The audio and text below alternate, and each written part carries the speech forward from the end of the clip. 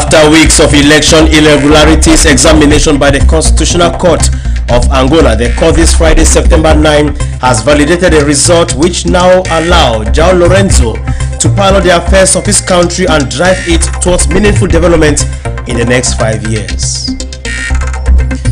Angola présidentielle, la Cour constitutionnelle confirme la victoire du MPLA après le recours déposé par Adalberto Costa Junior du parti UNITA. La Cour a tout de même tranché en défaveur du candidat de l'opposition qui revendiquait sa victoire. Au pouvoir depuis les années 75, le MPLA a obtenu le 24 août dernier 51,17% de voix contre 43,95% pour Costa Junior selon la commission nationale électorale. On en parle dans ce grand journal. Mesdames et messieurs, bienvenue dans cette édition bilingue d'information sur For You Télévision. Et la première partie est en langue anglaise avec vous, Tekewana. Good evening.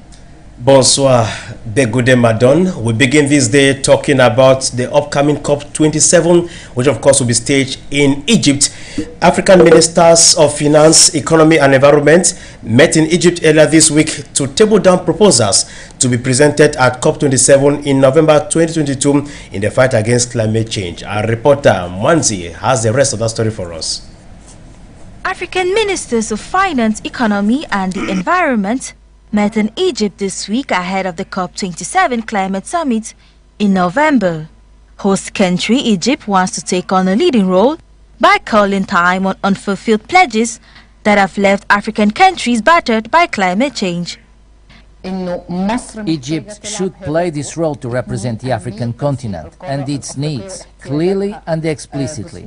We were not the cause of these emissions, but it is us, our people and our natural resources that are affected. At this point, a stance must be taken on the international community to say that everyone must fulfill their obligations as set out in the Paris Agreement.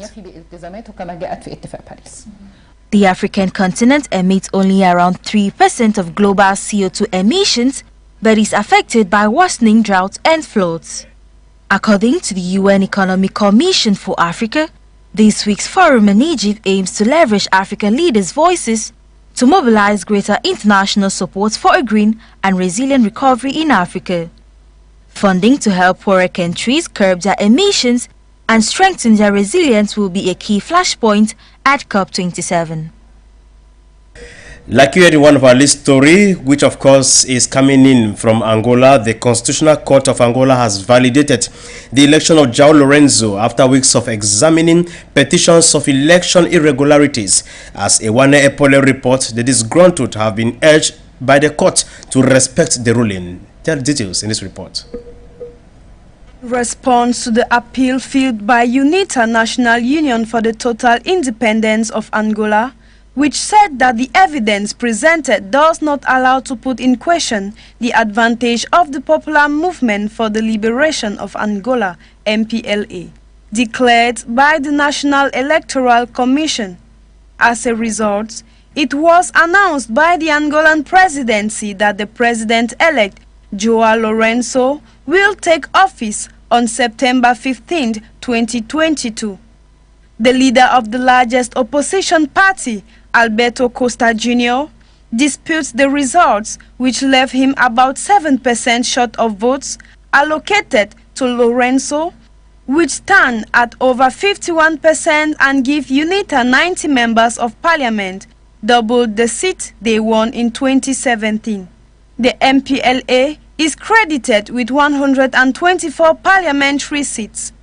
5 opposition parties, including UNITA, said in a statement on Thursday that they were considering organizing peaceful demonstrations to contest the election's results. They also said that they reserve the right to bring the dispute before other bodies. The fact that 4 out of the 16 members of the CNE National Electoral Commission did not sign the final election results paved the way for doubts about the electoral process. Foreign observers had expressed concerns about the electoral list in particular. Let's leave politics and talk something else, precisely in Tunisia, where we are told that Tunisia is facing food shortage, which has led to informal rationing at supermarkets and threatening a shutdown of some food and beverage companies. The population, we are told, is begging the government for prompt solution. As you tell us, Mwanze. Tunisia, like many other African countries, is facing a shortage in food items, ranging from dairy products to coffee, thereby forcing informal rationing at supermarkets and threatening some food and beverage companies. For weeks, consumers and businesses have been struggling to find essentials such as sugar, flour and cooking oil. This business owner describes the situation as the worst since her business started. Substitutes can be found for some products, but not for everything. So it's serious. We're really waiting for a national solution. What I also criticize the government for, and this is very important, is lack of communication. This is something very, very important. If we had known what is going on, it would have reduced our stress and the time spent every day on finding solutions. But now, without any insight, it's hard to manage. In March, ratings agency Fitch downgraded Tunisia's credit rating to CCC, citing political uncertainty and gap in budget deficits. Since then, many international suppliers have stopped trusting Tunisia and are demanding cash upfront for payments and transport. Tunisia's sovereign rating, which is CCC, is an important factor in this situation and on the credibility of Tunisian suppliers when they import products. That is to say that when they import wheat, oil or other products, the foreign suppliers set conditions to be paid in advance. That is to say, at the port, he wants to be paid before handing over the goods.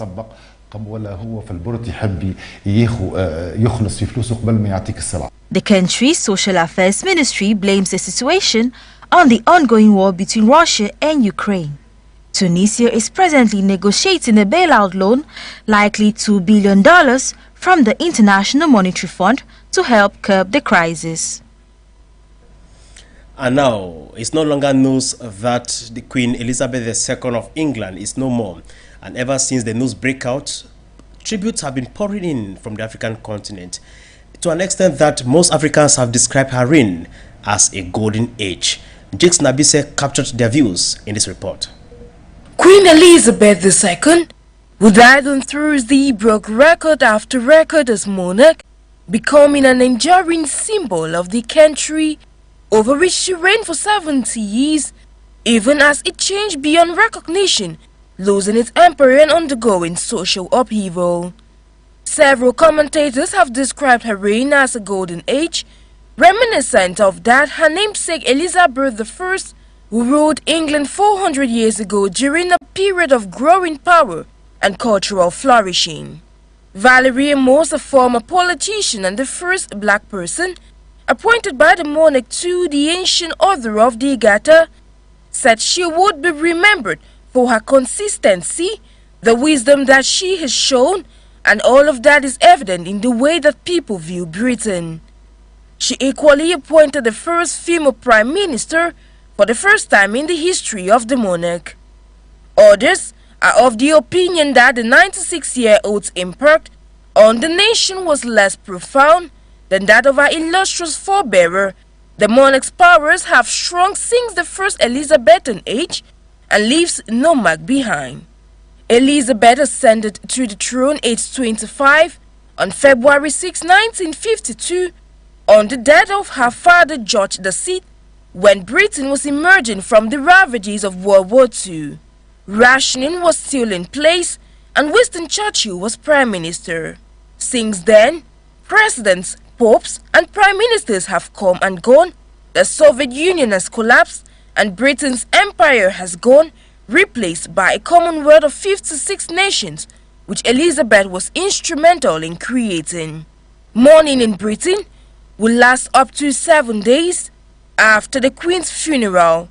On Saturday, Charles, the eldest son of Elizabeth's 4 children, will be formally proclaimed king in a ceremony dating back hundreds of years. At 73, he is the oldest person to ascend to the throne in Britain's history. And of course, we continue praying for her repose of her soul.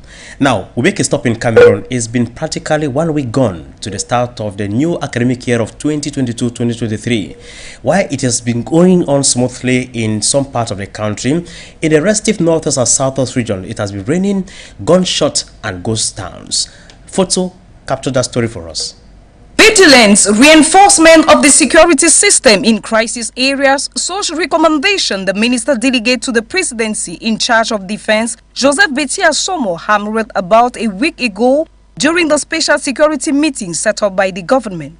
A few days later, the President of the Republic, Supreme Head of the Armed Forces, authorized the deployment of special forces to the English-speaking regions. A government announcement of August 30, on the other hand, had reassured teachers through the Ministry of Vocational Training and Administrative Reform that the fields of ENS and INSET graduates should now be processed in 3 months instead of 25 or even 30 months. A list of measures carefully put in place so that the start of the school year across the National Triangle and particularly in the English-speaking areas go off without a hitch. Only 1 day after the start of the setback to schools, precisely on Tuesday, September 6, 2022, in the southwest region, separatist fighters opened fire on a bus going to Kumba from the economic capital Douala, leaving 6 dead and 8 injured. An attack that brings to the surface the 2020 massacre of 7 young students in a private establishment in the same locality. We also recall that in April 2022, the separatists stormed the campus of the University of Bamenda in the northwest region, and the list is far from exhaustive. An attack which comes the days after the start of the school year and which calls into question the assurance and the guarantee of a safe return so much advocated by the government, and which could lead to a probable blank year in these areas, leaving many with the questions of when will the Anglophone crisis will definitely end. As a reminder, it is since 2017 that the separatists has taken up arms and intended by armed struggle to combat the marginalization of which they believe the Cameroonian English-speaking minorities are victims. That report there by Fotso put a wrap to this first part of the English News. I'm leaving you in the second part. We are changing the cue from English to French to join Uncle Lady Begode Madone. Info plus Begode, bonsoir. Good evening once more, Tekewana, and thank you for the news in English language. Mesdames, Messieurs, vous regardez le journal en langue française et nous démarrons avec l'actualité en Angola, où la Cour constitutionnelle a rejeté le recours de l'opposition qui dénonçait des irrégularités lors du scrutin. Du 24 août dernier, la Cour a donc validé la victoire du MPLA en faisant de João Lourenço à nouveau le président contre Adalberto Costa Junior. Les détails dans cet élément signé Imamou. La Cour constitutionnelle a rejeté le recours concernant un litige électoral déposé par le parti politique UNITA en estimant que les éléments qu'il présente ne permettent pas de remettre en question le résultat global du scrutin dernier. La cérémonie d'investiture de João Lourenço est prévue le 15 septembre 2022. Le pays a choisi ses députés le 24 août dernier. Il n'y a pas d'élection présidentielle en Angola. La tête de liste du parti vainqueur aux législatives est investie aux fonctions du chef d'État. Au pouvoir depuis l'indépendance du Portugal en 1975, le mouvement populaire pour la libération de l'Angola, abrégé MPLA, a été déclaré vainqueur avec 51,17% des voix par la Commission nationale électorale. Ce score est le plus bas jamais enregistré par le parti à l'issue du scrutin le plus serré de l'histoire du pays. Le premier parti d'opposition, l'Union nationale pour l'indépendance totale de l'Angola, UNITA, est mené par Alberto Costa Junior, 60 ans, a rassemblé 43,95% des suffrages. L'UNITA a déposé un recours en début septembre pour contester ces résultats, affirmant avoir remporté le scrutin selon son propre comptage. L'opposition et les groupes de défense des droits ont dénoncé des irrégularités lors du scrutin. Le MPLA a la main mise sur l'organisation des élections et les médias publics. Avec des promesses de lutte contre la pauvreté et la corruption, l'opposition a gagné du terrain dans un des pays les inégalitaires au monde, où la moitié des 33 millions d'habitants vivent sous le seuil de pauvreté, selon la Banque mondiale. L'opposition avait déjà contesté les résultats des précédentes élections en 2017, mais la victoire du MPLA et de João Lourenço, alors successeur désigné de l'ex-homme fort du pays, José Eduardo dos Santos, décédé en juillet, avait été confirmé. 5 partis d'opposition, dont l'UNITA, ont déclaré jeudi dernier dans un communiqué réfléchir à l'organisation de manifestations pacifiques pour contester le résultat des élections. Ils ont précisé se réserver le droit de porter le litige devant d'autres instances. Parlons d'éducation à présent dans ce journal, mais également de sécurité. 5 jours déjà que la rentrée scolaire est effective sur le territoire camerounais, exactement également dans les régions du nord-ouest et du sud-ouest, en crise depuis 2016, qui vivent donc une crise sécuritaire après que les assurances du gouvernement aient été données dans ces zones-là pour assurer la bonne conduite de la rentrée scolaire 2022-2023. On fait un état des lieux dans cet élément signé photo. Vigilance, renforcement du dispositif sécuritaire dans les zones en crise. De telles recommandations, le ministre délégué à la présidence chargé de la défense Joseph Betty Assomo le martelait il y a environ une semaine au cours de la réunion spéciale de sécurité mise sur pied par le gouvernement. Quelques jours après, le président de la République, chef suprême des forces armées, autorisait le déploiement des forces spéciales dans la zone anglophone. La communication gouvernementale du 30 août, par contre, rassurait les enseignants au travers du ministère de la formation professionnelle et de la réforme administrative de ce que les dossiers des lauréats des ENS et des insectes devraient se traiter désormais en 3 mois au lieu de 25 voire 30 mois. Une batterie de mesures soigneusement mises en place pour que la rentrée scolaire sur le triangle national et singulièrement dans les zones anglophones se déroule sans anicroche. Seulement un jour après le début de la dite rentrée scolaire, très exactement le mardi 6 septembre 2022, dans la région du sud-ouest, des combattants séparatistes ont ouvert le feu contre un autobus qui se rendait à Kumba depuis la capitale économique Douala, laissant sur le carreau 6 morts et 8 blessés. Une attaque qui remet en surface le massacre en 2020 de 7 jeunes élèves dans un établissement privé de la même localité. L'on se souvient également qu'en avril 2022, les séparatistes avaient pris d'assaut le campus de l'université de Bamenda, dans la région du Nord-Ouest, et la liste est loin d'être exhaustive. Une attaque qui intervient au lendemain de la rentrée scolaire et qui remet en cause l'assurance et la garantie d'une rentrée sereine, tant prônée par le gouvernement et qui pourrait déboucher sur une probable année blanche dans ces zones. Et l'on est en voie de se poser la question de savoir à quand la fin de la crise anglophone. Pour rappel, c'est depuis 2017 que les séparatistes ont pris les armes et entendent par la lutte armée combattre la marginalisation dont sont selon eux victimes les minorités anglophones camerounaises. Merci Fotso. Parlons à présent de l'indice de développement humain qui a reflué de 5 ans. Selon le rapport du Programme des Nations Unies pour le développement humain, PNUD en abrégé, ceci serait dû aux crises et catastrophes climatiques auxquelles le monde a été victime ou alors frotté depuis plusieurs années. Ngene nous donne dans cet élément plus de détails. Le monde vacille de crise en crise, piégé dans un cycle de lutte contre les incendies et incapable de s'attaquer à l'origine des problèmes auxquels nous sommes confrontés.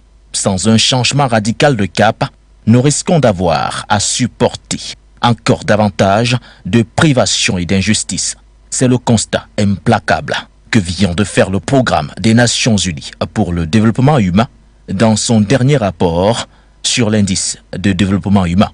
Un bilan désastreux avec 9 pays sur 10 en recul, une première depuis 32 ans. Sur les 2 dernières années par exemple, le rapport dresse un impact dévastateur pour des milliers de personnes dans le monde lorsque des crises comme la Covid-19 et la guerre en Ukraine se sont succédées et ont interagi avec des changements sociaux et économiques radicaux, des changements planétaires dangereux et une aggravation de la polarisation.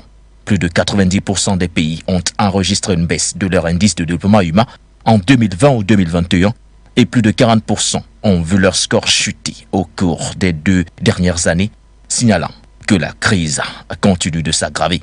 Afin d'éviter de toucher le fond, le rapport du PNUD recommande de mettre en œuvre des politiques axées sur l'investissement des énergies renouvelables, à la préparation des pandémies et sur l'assurance, notamment la protection sociale, qui prépareront nos sociétés aux aléas du monde incertain. Parallèlement, l'innovation sous nombreuses formes peut également renforcer la capacité pour répondre aux difficultés à venir. Sortons à présent des frontières africaines et nous sommes au Royaume-Uni où la mort de la reine Elisabeth II a été annoncée le 8 septembre dernier. Après avoir régné 7 décennies, elle s'en va. Depuis l'annonce de la triste nouvelle, des hommages se multiplient sur la planète, sur la Terre, mais également en Afrique. Nguéné a répertorié quelques de ces hommages pour nous dans cet élément. Un exemple d'une monarque qui, pendant ses 70 ans de règne, a consacré sa vie au trône et à son peuple. Elle est un héritage extraordinaire et une vraie source d'inspiration pour le monde. Tels sont les propos employés par le professeur Faustin Archange Touadéra de la République centrafricaine pour rendre hommage à celle qui, pendant 70 ans, a reflété un symbole de leadership, un symbole de paix. Un exemple suivi par le président du Gabon, Ali Bongo, qui adresse à son tour ses plus sincères condoléances au peuple britannique, à la famille de la reine et au nouveau roi Sa Majesté Charles III. Au Cameroun, le président Paul Biya s'est montré plus attristé, soulignant que le décès de Sa Majesté Elisabeth II est douloureusement ressenti et affecte le Commonwealth du fait de sa stature unique et de son rôle emblématique au cours de l'histoire. Même son de cloche pour le chef de l'État sénégalais, le président en exercice de l'Union africaine Macky Sall, qui salue la mémoire de l'illustre défunte, la reine Elisabeth II, au parcours exceptionnel. Sur son compte Twitter, le président Macky Sall a présenté ses condoléances émues au gouvernement et au peuple britannique. Au Kenya, le nouveau président William Ruto s'est montré plus nostalgique en saluant la mémoire de la reine dont le leadership au sein du Commonwealth au cours des 7 dernières décennies a été admirable. Pour le président kenyan, la reine Elisabeth II a dirigé l'évolution du Commonwealth vers un forum pour un engagement multilatéral efficace dont le potentiel de générer d'énormes progrès socio-économiques reste incontestable. Cyril Ramaphosa, président de l'Afrique du Sud, dans un communiqué a salué une figure extraordinaire à la renommée qui a mené une vie remarquable. Sa vie et son héritage, ajoute-t-il, resteront gravés dans les mémoires de nombreuses personnes à travers le monde. Muhammadu Buhari du Nigeria n'est pas en reste. Ce dernier pleure avec ses concitoyens la perte d'Elisabeth II. Il a également noté l'accession au trône à l'âge de 73 ans du nouveau roi et a prié pour que son règne soit témoin de la poursuite de relations solides entre les deux nations. L'Afrique, berceau de l'humanité, par le biais de ses dirigeants et plus particulièrement ceux dont les pays sont membres du Commonwealth, rendons ainsi hommage à celle qui a laissé une empreinte indélébile, partageant le deuil du peuple britannique. Et durant ces 7 décennies de règne, la reine Elisabeth a toujours eu un regard sur les pays africains, notamment sur ceux faisant partie du Commonwealth et ceux convoités. On revient brièvement dans cet élément sur la relation Elisabeth II, Commonwealth et Afrique. Son accession au trône dans les années 50 est marquée par un voyage en Afrique, au Kenya précisément, où elle apprendra le décès du roi George VI. La Grande-Bretagne et l'Afrique ouvrent une nouvelle page dès lors. À cette heure-là, plusieurs pays, anciennes colonies britanniques, sont devenus indépendants. Mais le vœu, le désir de la nouvelle majesté est de les maintenir au sein du Commonwealth et d'accueillir de nouveaux dirigeants. Mais pour la reine, pour l'Angleterre, il a toujours s'agi de contrecarrer les desiderata de la Russie sur le continent. Alors, contre avis de tous, la reine Elisabeth II prend sur elle de faire escale au Ghana, où elle rencontrera le président Kwame Nkrumah. Le voyage sera considéré par l'opinion publique comme une marque d'amour et de respect pour le Ghana et les peuples africains. Que non, il s'agissait d'une stratégie bien diplomatique qui avait d'ailleurs réussi. Avec l'Afrique du Sud, la relation a toujours été très soudée sous l'ère Elisabeth, mais la distance s'installe grandement lorsque l'apartheid prend de l'ampleur. Celle-ci, pour marquer sa non-acceptation de ces heurts et injustices, était restée en retrait, mais sans brancher sur le plan des sanctions, de peur de perdre plusieurs autres pays ralliés au Commonwealth. Au Cameroun, plus sur les plans techniques, économiques et culturels, des accords existent, à l'instar de l'accord de coopération économique de 1963, coopération technique et culturelle la même année, l'accord instituant une commission mixte entre les deux pays en 1987. Tout ceci renferme la création et aménagement d'écoles à Bamenda, hôpitaux à Kumba, accords de bourse et j'en passe. De son vivant, la reine a tout fait pour préserver la famille, comme elle appelait le Commonwealth. Ses objectifs, promouvoir et instaurer la non-discrimination, la diplomatie, les droits de l'homme, appuyer les activités sportives, l'éducation et accompagner la jeunesse. Environ 19 pays africains en font partie. Si certains points sont mentionnés comme des bienfaits de cette appartenance, n'en demeure pas moins que plusieurs entachent les liens et donnent à penser à une tentacule d'après-colonisation. Et c'est la fin de cette édition bilingue d'informations sur For You Télévision. Mesdames, Messieurs, merci de nous avoir regardés. Tekewana, we have finished. Yes, we have come to the end of our journey this week. Inshallah, we shall be back as of next week. Until then, God bless Africa. Bye-bye.